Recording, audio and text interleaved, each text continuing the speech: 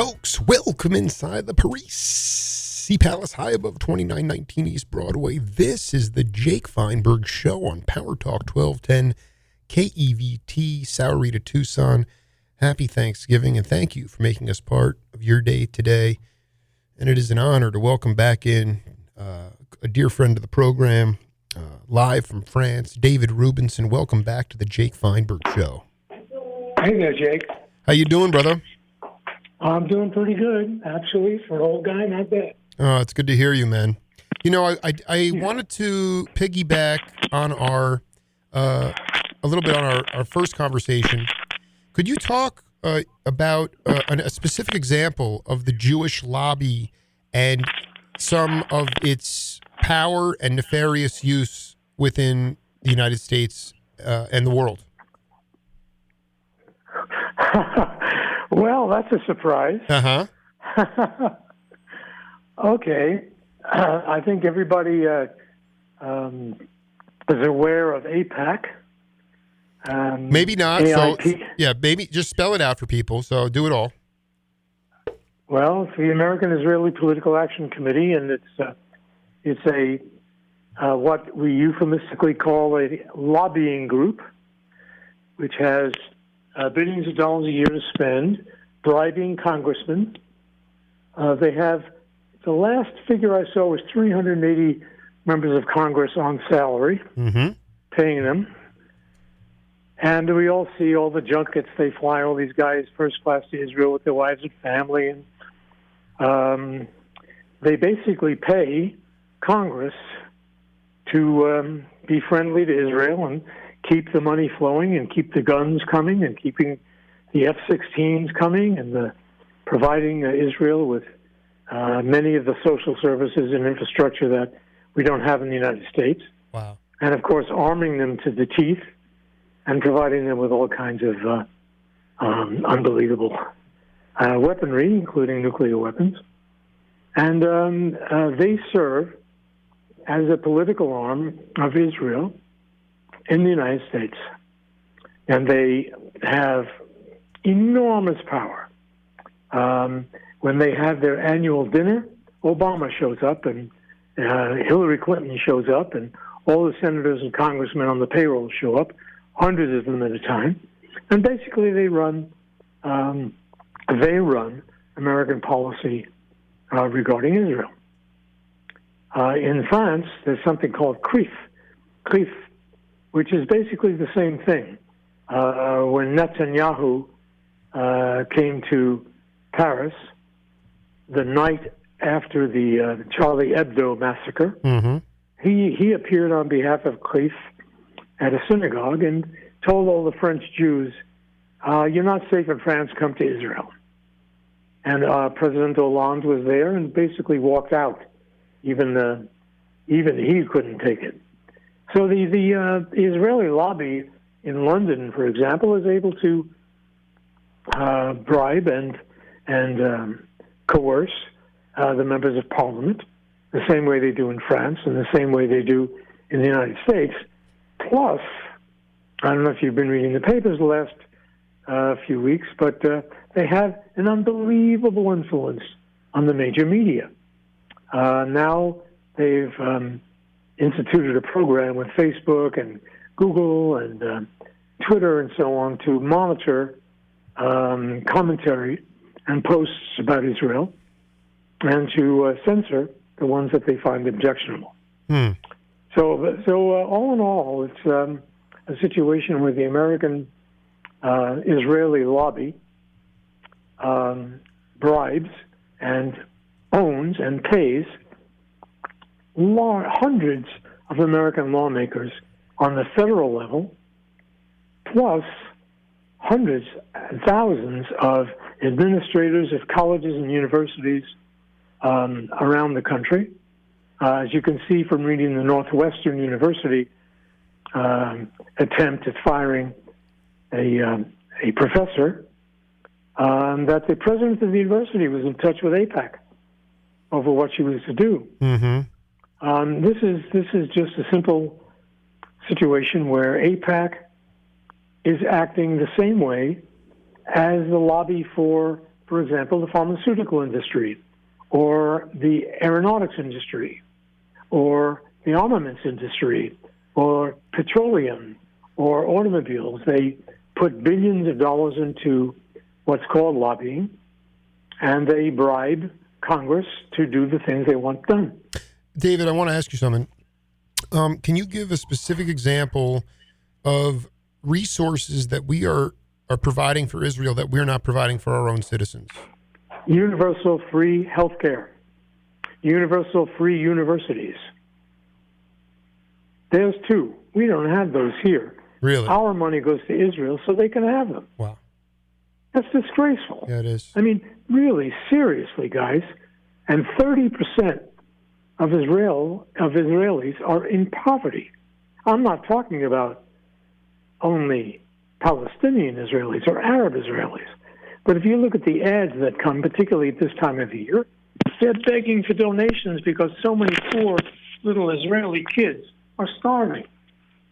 Because the money's going into F-16s and going into armaments and going into strafing Syria and building nuclear weapons. I mean, but most particularly in Israel, there's universal single-payer health care.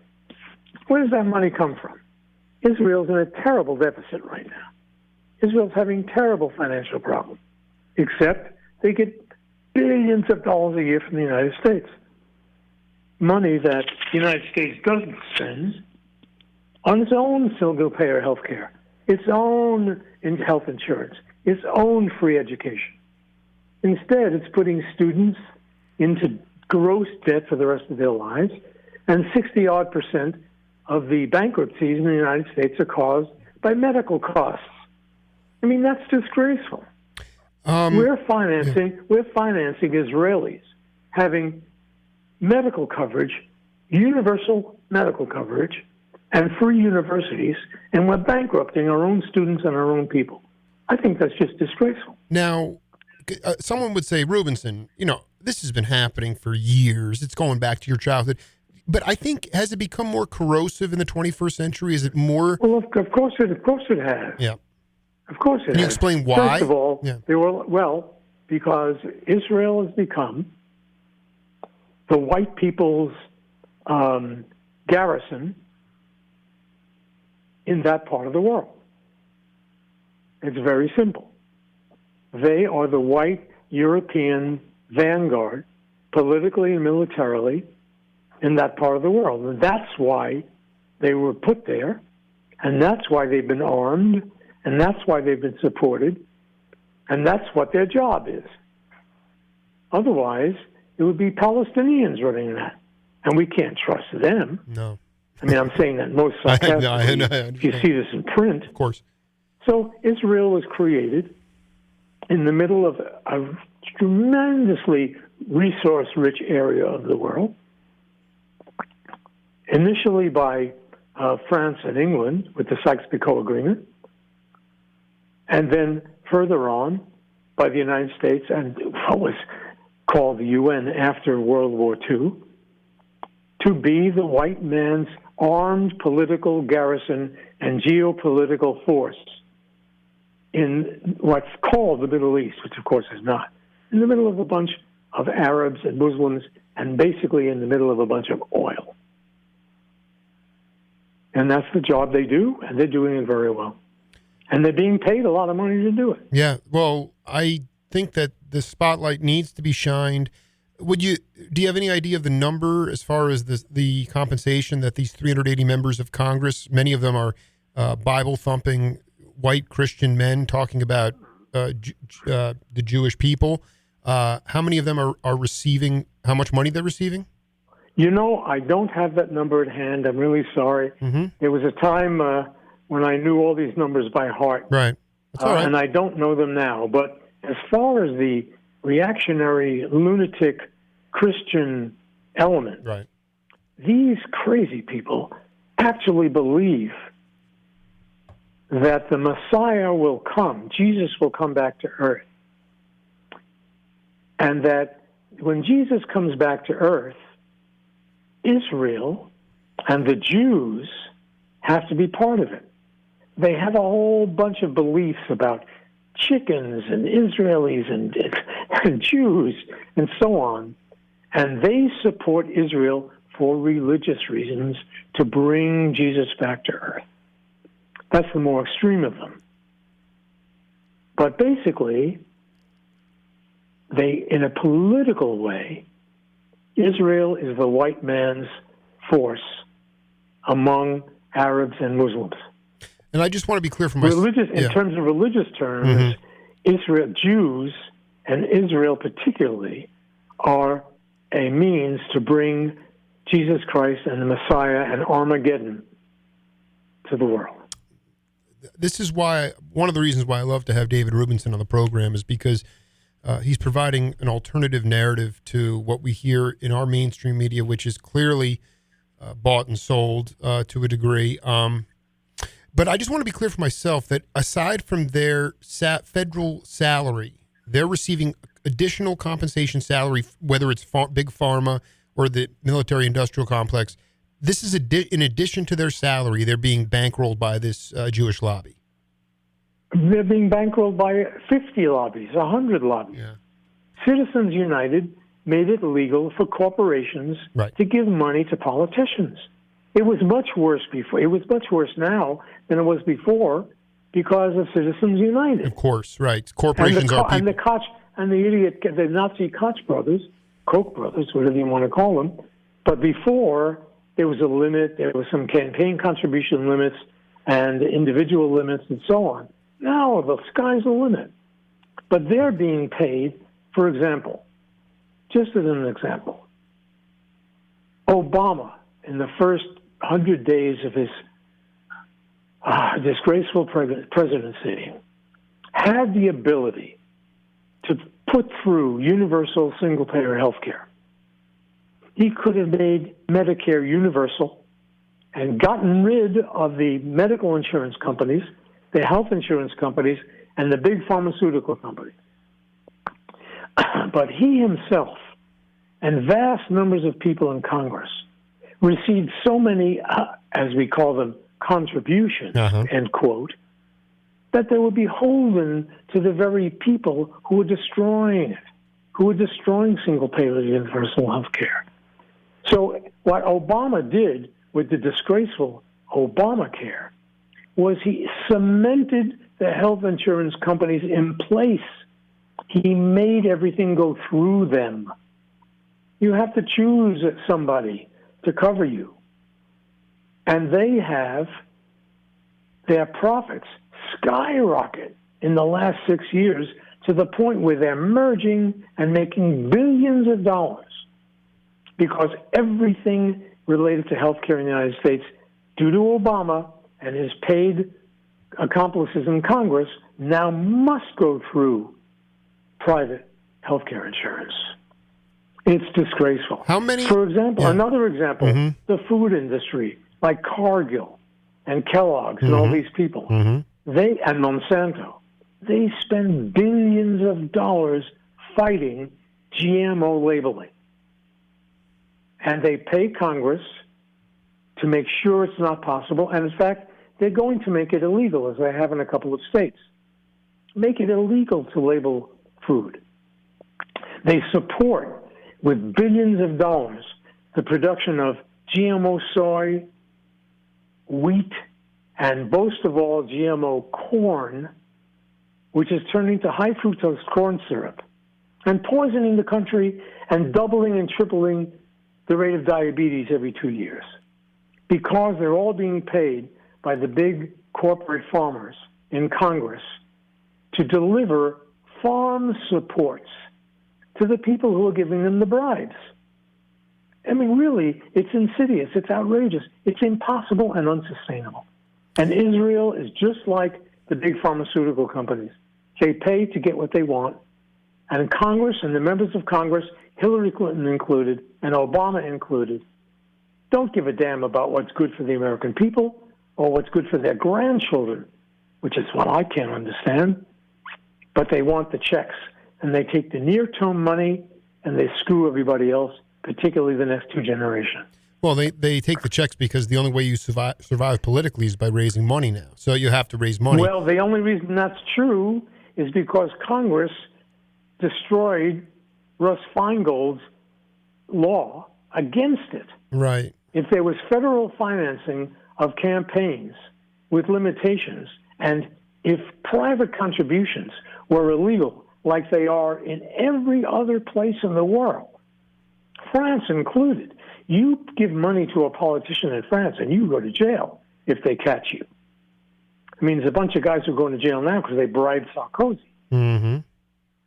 So they made it, Congress made it possible to be bribed by destroying the laws that said you couldn't give them money. David, what do you understand? I mean, this is vital, and again, I'm really glad that we segued off into this again, because part of my show is about enlightenment, and we are force fed a lot. I mean, even for my generation, I don't fully have what you just said was articulated very well and is truth, and I'm trying to get an idea. I don't want to go off on this too much. I went back to our first interview. I transcribed a few compelling statements among many. You talked about Jackie Robinson becoming a hero of yours, and going to Ebbets Field, and what he stood for and his cause. And I'm going to go out on a limb and ask you: was another hero of yours Mongo Santa Maria? Not in the same way. Politically, Mongo was not a hero. Okay, but now my question is: can you talk about you produced some of his earliest albums? I just found I produced a lot of Mongo Santa Maria. Tell the audience about not political, but as far as the courage, the ability of bringing his roots music to the States, and the sort of visceral bias that he had to overcome. Please paint that picture for the audience. Well, that's a very different kettle of fish. I don't think politically we agreed. I think we never discussed politics. But Mongo was the second wave of Cuban musicians in the 50s. And what he did more than anything else was he followed his dream and never let go. He never tried to appease or pimp himself to American taste, but he wanted to be popular and successful. And I think he was able to do that. The one great pride I have is with him, aside from having hit records, which was great. Right. but what I'm most proud of with Mongo was he, of course, was a member of the Cuban religion, Santeria, and Francisco Agabella, who was his great friend, was a Santeria, and he played the bata and the religious drums. And Mongo, for a long time, wanted to, but wasn't able to record his religious music. And I went to the record company once. Mongo said yes, because they didn't record it. It was secret. But finally he said, look, I want to record my music, the Batala. And I said, okay. And I went to the record company, and they said, no, it's not going to sell. We don't care. Forget about it. And we went in the studio, and we did it anyway. What year was this? 68. So this is. I just want to be clear. This is a separate track from, No, it's a whole album. What's the name of it? Well, it was supposed to be called O Batala, which was going to be all the chants and all of the bata music and all of the music of the Santeria. Right. And then Columbia, we recorded it, and Columbia wouldn't put it out. So we had big fights, big problems. Mongo left the label, and 20 years later, 30 years later, 40 years later, 2004, I don't remember exactly, we got the Columbia Legacy Department to release the record.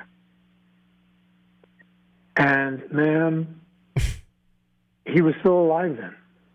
He was still alive, so he got to hear his music music of the Santeria live, and he played, recorded, released in the world, and it was an amazing thing. I want you to talk. Amazing. Yeah, no. So can you talk about why you talk about the significance of that music, his religious drums? I mean, why? I understand Columbia was like, we don't understand it. It won't sell. Get out of here. But at that time, what was the significance for you culturally? Why was it important to do it? Oh, many reasons. First reason is I really, really always stood for what Jackie Robinson stood for, Ali Belafonte, or Tom Paine, for that matter, is that people have the right to express themselves, particularly artists. Artists must be allowed to express themselves artistically. And when I worked with Mongo, he understood that we needed to have hits. So we recorded records that we knew were going to be successful. But the trade-off was, we said, look, Mongo, we'll make a hit out of this, but you get to record what you really want and your own music. And I really wanted him to be able to express that music. Not only for him, but there was a whole group, a giant group of Cuban exiles in New York and in Los Angeles who practiced the Santeria in the United States. And they got to express their music. They all came in the studio. Must have been 40 people in there. Everybody playing different instruments and chanting and dancing and singing. It was amazing. Also, that was a time, if you can recall, when Cuba was, Castro's Cuba was being trashed and hated and attacked and bombed and invaded by the United States. And it was I was very much a Castro supporter and also a Cuban music supporter. I loved the Cuban music of all kinds, and I wanted to hear that music come out to people so they could hear it. So it was both altruistic and artistic and also a little selfish politically. Did you catch that opening track on coming into the show today? I didn't know. What were you playing? That was Voices of East Harlem on Just Sunshine. Oh. But that was... what song did you play? What song was that, Jackson? I think it was We Gotta Be Free, but we'll get, but I'm not sure exactly what track, because I think they have...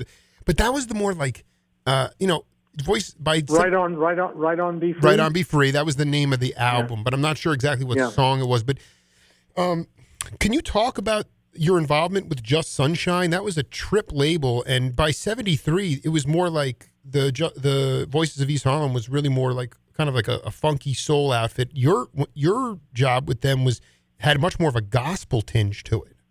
Well, they were a gospel group, but it's funny you bring these obscure things up. It's so interesting. Of course, yeah. That's the Jake Feinberg show.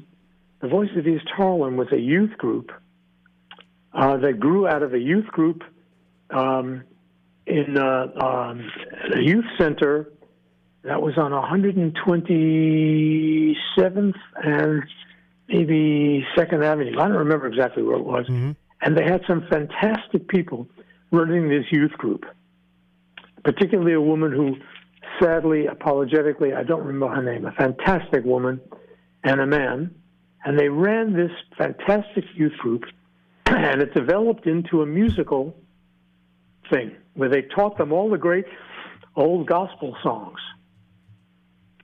And we brought in some contemporary songs like Buffalo Springfield and so on. And they were fantastic. These kids were, some of them were 12 and 13, and one of the lead singers was 8. The leader singer, leader's son was like 8 or 10 years old. And there was one girl whose name, again, I don't remember, who was sensational, and I think she ended up on Broadway or with a career of some kind. But it was really gospel-oriented. And no, I'm going to give you the two founders, Chuck Griffin and Anna Quick Griffin. All right, now Chuck and Anna were founders, but there's another credit on there of the woman who did the music and ran the music. Yeah, well, I'll have to keep skimming for that. To me, it's... I'll have to look, but yeah. Chuck Griffin was the guy who ran it, and his son and his daughter sang a lot of the lead parts. They were sensational. And what we did that was great, was I brought him into the studio, because we had basically no budget, with the greatest session musicians in New York, all my friends. I remember it really well. Chuck Rainey and Bernard Purdy and Richard T. and Cornell Dupree, Ralph McDonald. We're playing with these four. Yeah. Pardon? Ralph McDonald, Cornell Dupree. Oh, yeah, Cornell Dupree. I mean, these were the cream of the New York session musicians, right? Mm-hmm. And they were playing with these 14-year-old kids. Man, was that a day or two. It's great. Yeah. It seems like that was almost this disconnect in the lineage, the link in the chain was still strong at that point, thanks to people like the people that were, these cultivators at the youth centers. Yes, well, Chuck Griffin was quite a guy. They were both fantastic. He and his wife are fantastic because they brought a cultural pride, and a life and a sensibility that was really great.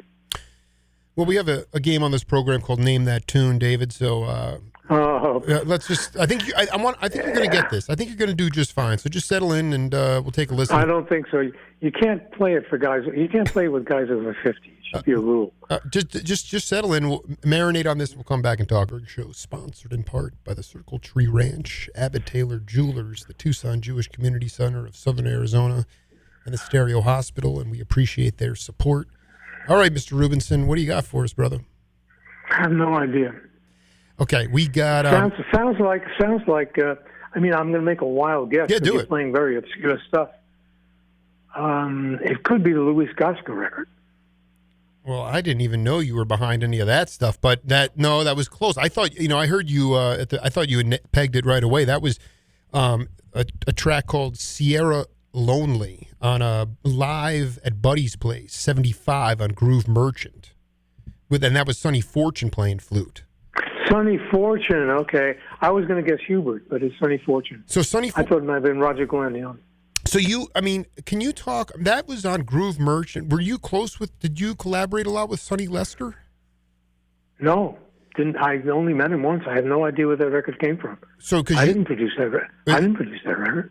It clearly says it's all over the place that you produced that record. Live at Buddy. You're kidding? No, I'm looking at it right now. Live at Buddy's Place. Live at Buddy Rich and they did a Chameleon cover tune of Chameleon. It kind of has a Rubinson edge to it. I mean, there's an electric vibe to it, but it credits you. But you're saying you had nothing to do with that ever. That's interesting. Wow. Yeah. I don't remember. If I did, I sure don't remember doing that record. Where was Buddy's Place? That was in New York City, I believe. I mean, again, this is... No, I never been there. Can you talk about a decision you made to record a group? I'm happiest that I couldn't recognize it because I didn't do it, rather than I did it and couldn't remember it. The All Music Guide is exactly. So you can feel good about that. But because I have Alzheimer's disease. I don't forget everything. Can you talk about how you worked with mercurial personalities? I mean, I was gonna go off and talk about Buddy, but you obviously probably never worked with Buddy Rich before. Never. I only met him one time at Disneyland because I was there with my kids and his band was playing, and they played a version of Chameleon. Right. So what can I say? But no, I never met the guy. I mean. And he was far from my favorite drummer anyway. So. Right. Well, I'm glad we can get this out on the table. I'm going to send you a link right now where it credits David Rubinson as producer of this album because I was ready to get it. I wonder why. Yeah, it's interesting. I wonder why. Did you? Okay. I want to talk. Could you talk about a decision you made when you wanted to put a group out and you wanted to record an album in a live setting, and it went way beyond your wildest dreams? Like, it really came across. Oh, yeah. Can you talk about that? Well, the best example, I think, is Taj Mahal. Mm-hmm. at the Fillmore East. It's an album called The Real Thing. I've heard it many times. Howard Johnson. With the four tubas and everything. John Simon. And, that's beautiful. Oh, yeah. And we tried to record that group when it first got started. You know, it was a tough group to record and to play with, and the arrangements were just barely coming together. And we went into one of the first recording sessions at Bearsville when it just opened in the middle of a tremendous snowstorm. And the recordings were okay. And in fact, they came out later on the Complete Taj Mahal on Columbia, or Undiscovered Gems or something it was called. But we felt that really the way to get the band captured was live. So we went to the Fillmore East, where we had 3 nights. And it was with Donny Hathaway and Roberta Flack. That was the bill. Whew. Wow, unbelievable. And we recorded the 3 nights, and it came out so well that it really, really just exceeded anything that we ever even imagined. It was fantastic. So that was really a live situation, which I think worked out really great. And I'm really proud of that. And I think some of the Herbie Hancock Chick Corea duets were only possible by recording them live, because it was such a spontaneous exchange with the audience and the energy. So I think those things stand out to what you're saying. Right. And then also, did you travel with the band, the Herbie band, Headhunters, when you recorded Flood? I think Flood came out of Japan. No, of course it came out of Japan. Wow, that's a complicated interest. No, I was managing Herbie all those years as well. Right. And I promoted the shows. I actually produced the concerts with the Yomiuri Shimbun in Japan. So I not only traveled with them, I went there a week early and produced the shows and produced the concerts and did the recordings. And we did many recordings in Japan with Herbie and with Chick and with other people, just for the Japanese market. And we did the first digital recordings way back there in the 70s. I think 74. We did a digital recording which came out on the then current version of CD. But yeah, of course I was there. I traveled with Herbie and the band all over the world because I was managing them at the same time. Can you go back? We went everywhere. Yeah. No, this is fantastic. I mean, this David Rubinson. We're talking to an iconic figure in music. A guy. By the way, were you a did you That's another word. That's another word. Another way for saying an old guy who survived. Absolutely. Did you play clarinet or guitar in that jazz band you were in? Drums. You play drums. Wow. Yeah. Okay, so that's why you talked about Philly Joe, of course, because his brushwork blew you Sure. out. Yeah. Right. Oh yeah. I started on guitar. My first instrument was guitar and piano. Right. But I really wanted to be a drummer. And so I started playing drums. And I have a picture of me in my office here in France of that first band, me at 14 years old and my 2 friends. And we were playing, Take the A Train and all that kind of stuff. And so I used to hang at Birdland because Birdland had a place called the Peanut Gallery where you could go in where you could not drink, but it was for under 18 people. And hear all the greats play. And that's how I heard Philly Joe with Miles. I wanted to ask you about something because when I talked to Dr. Gleason, that I wanted you to paint the picture here because you were right. You were managing Herbie at the time with the Mwaddishi band, and they were in this really spiritual place where everybody was taking 20-minute solos and really like letting it all hang out.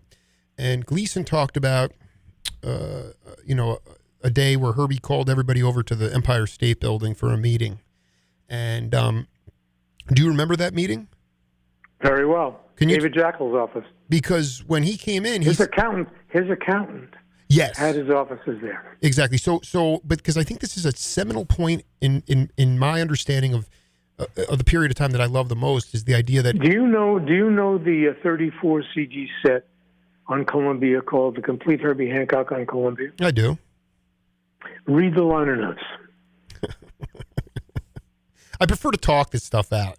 No, Okay. No, there's also a book called You Know When You Get There, which is all about the Mwandishi Band, which is really fantastic. But you have shortcuts. You can just ask me. Well, no, what I want to ask you is I look at it and I say, Herbie basically said, guys, people are coming to see me. Okay, so... Oh, bullshit. Bullshit. That's bullshit. Who said that? Well, no, that I don't want to oversimplify. Well, no, No, that's not at all what he said.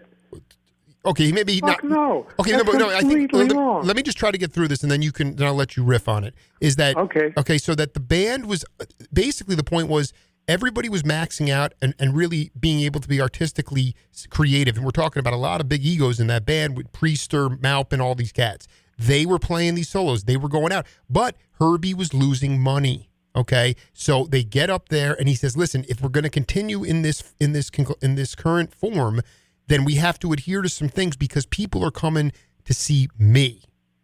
Okay, whoever told you that is a fucking liar. Okay, just be careful of your language on live, just live radio. I'm sorry, Yeah, is a damn liar, and deserves to be shot.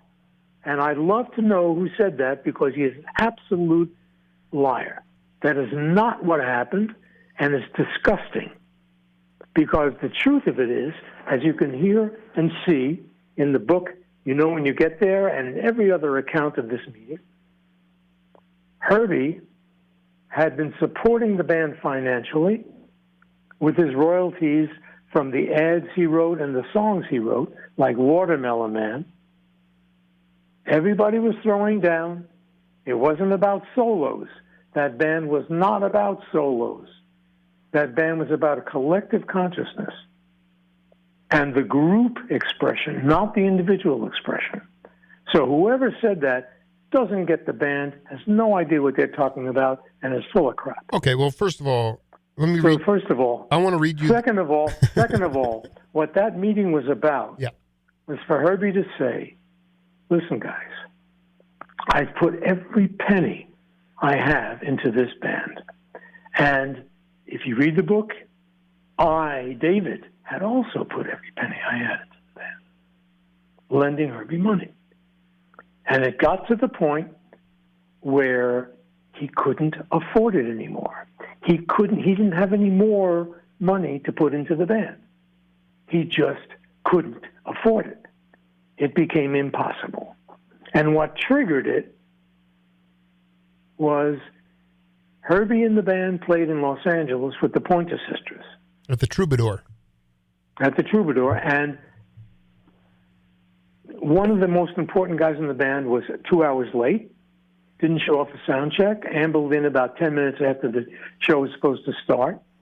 And then they went off to Denver, and we got them some, as I did doing my job, I got them some promotion on some radio in Denver. And the guy said, well, what are we being paid to do this promotion? And Herbie said, paid to do the promotion? We're promoting the band. We want people to show up. And they said, oh, no, we don't do anything without being paid. And Herbie said, really? Okay. And we had the meeting in New York. And we said, look, if you're going to act like sidemen, there'll be sidemen. But Herbie can't support the band financially anymore. He paid everybody a salary, never himself. And under no circumstances was it about people coming to see Herbie, and he never in his life said that, nor did I. Okay. Nor did we believe it. Let me just say that could easily be me, paraphrasing.